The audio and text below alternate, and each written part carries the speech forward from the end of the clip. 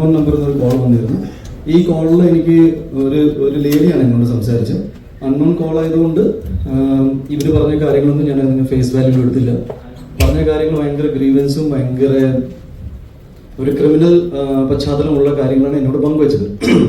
എനിക്ക് പരിചയമുള്ള 3-4 പേരുടെ പേരുകൾ ഇവർ എടുത്തു പറഞ്ഞു. ഇതിൽ ഒരു പേര് ഈ പറയുന്ന വിപിൻ്റെയും കൂടിയായിരുന്നു.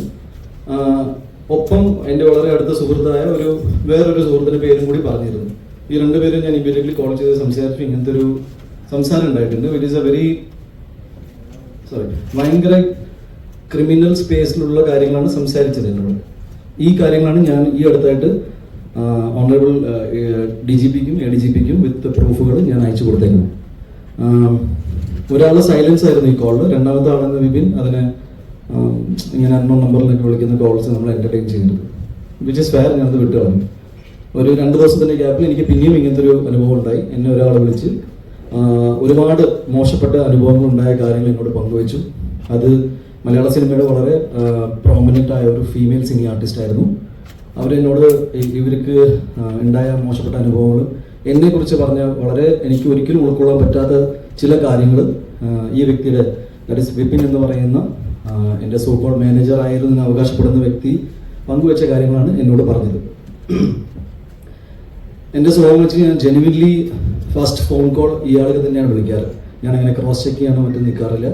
എന്നാൽ എൻ്റെ വളരെ വേണ്ടപ്പെട്ട ഒരു ഡയറക്ടർ സുഹൃത്തിനോട് ഞാൻ ഈ കാര്യം പങ്കുവെച്ചു. ഇങ്ങനെ ഒരു സംഭവം ഉണ്ടായിട്ടുണ്ട്, ഞാൻ എന്താ ചെയ്യേണ്ടതെന്ന്. ഈ ഡയറക്ടർ ഈ പറയുന്ന സുഹൃത്തിനെ വിളിക്കുന്നു. ഇവർ തമ്മിൽ സംസാരം ഉണ്ടായി. അയാൾ മാപ്പ് പറഞ്ഞു എന്ന് പറഞ്ഞിട്ട് എൻ്റെ ഡയറക്ടർ സുഹൃത്ത് തിരിച്ചു വിളിച്ചു. ഉണ്ണി നേരിട്ട് പോയി സംസാരിക്കണം, ഈ ഇഷ്യൂ ഇവിടെ തന്നെ സോൾവ് ചെയ്യണമെന്ന് പറഞ്ഞു. ഇതിൻ്റെ ഭാഗമായിട്ടാണ് ഞാൻ ഈ പറഞ്ഞ ഇഷ്യൂ ഉണ്ടായ സ്ഥലത്തേക്ക് ഞാൻ പോകുന്നത്. ദാറ്റ് ഈസ് വിപിൻ കുമാർ എന്ന വ്യക്തി ഇയാളോട് മാപ്പ് പറഞ്ഞു. Is sorry for what has happened എന്ന് മാപ്പ് പറഞ്ഞതുകൊണ്ട് അത് എന്നോട് നേരിട്ട് പറഞ്ഞാൽ നന്നായിരിക്കും എന്നാണ് എനിക്ക് തോന്നി. ബിക്കോസ് ഞാൻ അയാളെ ഒരിക്കലും അയാൾ അവകാശപ്പെടുന്ന പോലെ ഒരു ഡെസിഗ്നേറ്റഡ് ലെവലിൽ നിൽക്കേണ്ട അപ്പുറത്താണ് ഞാൻ കണ്ടത്. ഞാൻ പുള്ളിൻ്റെ ഒരു സുഹൃത്തായിരുന്നു കണ്ടിരുന്നത്. ബിക്കോസ് ഞാൻ കുറച്ചും കൂടി ഡീവേറ്റ് ചെയ്ത് പറയാം. 2018 ആദ്യമായിട്ട് ഉണ്ണിമുന്തൻ ഫിലിംസ് എന്ന സിനിമയുടെ പ്രൊഡക്ഷൻ കമ്പനിയുടെ ഒരു തോട്ട് വന്നത് ഫോർ ദ മൂവി മേപ്പടിയാണ്. ഈ മേപ്പടിയൻ്റെ സംഭവം എന്ന് വെച്ചാൽ 2018 തുടങ്ങിയിട്ടുണ്ടെങ്കിലും ഈ സിനിമ അവസാനിച്ച് വന്നപ്പോഴേക്കും 2021 ആയി. വിച്ച് ഇസ് വൈ ഓൾമോസ്റ്റ് 3 ഇയേഴ്സോളം ഞങ്ങൾ ഒരു ടീം, ഇതിൻ്റെ ഒരു HOD എന്ന് പറയുന്ന ഹെഡ് ഓഫ് ദി ഡിപ്പാർട്ട്മെന്റ്സ് ഒക്കെ നിൽക്കുന്ന ടീം വളരെ ഒരു ടെക്നിക്കൽ ക്രൂവിന് അപ്പുറത്ത് ഒരു സുഹൃത്ത് ബന്ധത്തിലേക്ക് അത് പോയി. സിനിമകളിൽ മാനേജർ പരിപാടി എന്താണെന്ന് ഞാൻ അതും കൂടി ഒന്ന് ക്ലാരിഫൈ ചെയ്യാം. ബിക്കോസ് അതിനെക്കുറിച്ചും ഒരു ചർച്ചകളുണ്ട്.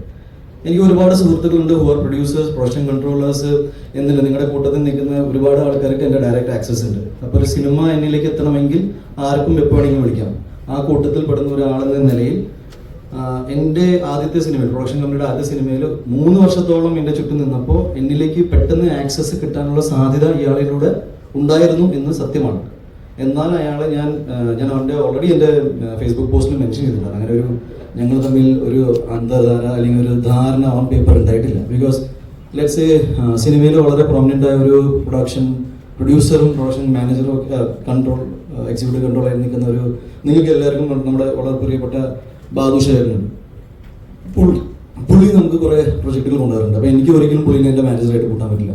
പുള്ളി ആ രീതിയില്ല. ഞാനത് എക്സാംപ്ലിഫൈ ചെയ്യണം. വാട്ട് ഇസ് എ സിറ്റുവേഷൻ, അല്ലാതെ എന്നെ ചലഞ്ച് ചെയ്യാൻ പറയില്ല. ഞാൻ അതിൻ്റെ ഒരു മലയാള സിനിമയിൽ ഇത് നടക്കുന്ന അതിൻ്റെ പ്രോട്ടോകോൾ.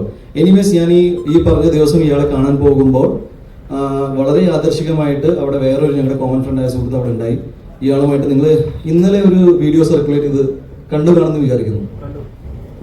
അതിൽ വളരെ മാന്യമായിട്ടാണ് ഞാൻ സംസാരിച്ചുകൊണ്ടിരുന്നത്. അതിൽ വേറെ നിങ്ങളെല്ലാവരും അല്ലെങ്കിൽ ഒരുപാട് മീഡിയാസ് അല്ലെങ്കിൽ കുറേ പേര് ആൻറ്റിസിപ്പേറ്റ് ചെയ്യുന്ന അടി ഉണ്ടായിട്ടില്ല. ഇതൊരു അടി കേസായിട്ട് എടുക്കാൻ ബുദ്ധിമുട്ടുണ്ട്. ബിക്കോസ് അടി ഉണ്ടായിട്ടില്ല. ഞാൻ ആവർത്തിച്ചുകൊണ്ട് പറയാണ്, ആസ് എ വ്യക്തി എന്ന നിലയിൽ ഞാൻ ഇതുവരെ എൻ്റെ 22-ാം വയസ്സിലും 21-ാം വയസ്സിലും കണ്ട ആൾക്കാർ ഇവിടെ ഈ കൂട്ടത്തിലുണ്ട്. ചേട്ടാ, നമ്മൾ ആദ്യം പരിചയപ്പെടുമ്പോൾ എനിക്ക് 21 വയസ്സാണ്. ഇന്നിപ്പോൾ എനിക്ക് 38 ആവും. ഞാൻ പറഞ്ഞു, ഞാൻ നുണ പറയാറില്ല. മാത്രമല്ല എനിക്ക് ചെയ്ത കാര്യങ്ങൾ സമ്മതിക്കാനും മടിയില്ല. അന്ന് ഉണ്ടായ കാര്യങ്ങൾ ഇത്രയേ ഉള്ളൂ. ഇയാൾ വരുന്നു, ഞാൻ ഒന്നുകൂടി റിപ്പീറ്റ് ചെയ്യാം, ഇയാൾ വരുന്നു.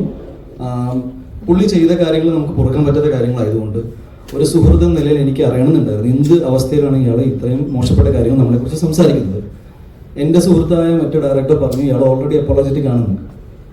ഒരു ഹീറ്റഡ് ആർഗ്യുമെൻ്റെ ഭാഗമായിട്ട് ഇയാളോട് കൂളിംഗ് ക്ലാസ് എന്ന് വെച്ചാൽ ഞാനിപ്പോൾ ഇവിടെ നിങ്ങളോട് മുന്നിൽ കൂളിംഗ് ക്ലാസ് ഇരുന്ന് സംസാരിച്ചു കഴിഞ്ഞാൽ you will feel insulted because ഞാൻ ഒരു സീരിയസ് കാര്യം സംസാരിക്കാൻ വരികയാണ്. നിങ്ങൾ ആ സൈക്കോളജിക്കൽ സാധനം മനസ്സിലാക്കുമെന്ന് ഞാൻ വിചാരിക്കുന്നു. എനിവേസ് ഒരു ഹീറ്റഡ് ആർഗ്യുമെന്റ് ഞാൻ ഈ കൂളിംഗ് ഗ്ലാസ് വലിച്ചെറിഞ്ഞു. സത്യമാണ്, പുള്ളി പേടിച്ചിട്ട് കുറച്ച് നേരത്തിന് ശേഷം കരഞ്ഞിട്ട് പുള്ളി മാപ്പ് പറഞ്ഞു പോയി. ആ കൂട്ടത്തിൽ അവിടെ ഉണ്ടായ ഞങ്ങളുടെ വളരെ കോമൺ ആയ ഒരാൾ, പുള്ളിക്ക് ഈ വിഷയം എന്താണെന്ന് പോലും അറിയാത്ത ഒരാളാണ്. അത് പോലീസിൻ്റെ അടുത്ത് മൊഴി പറഞ്ഞിട്ടുണ്ട്. പുള്ളി പറഞ്ഞ മൊഴിയിൽ ഞാൻ മനസ്സിലാക്കി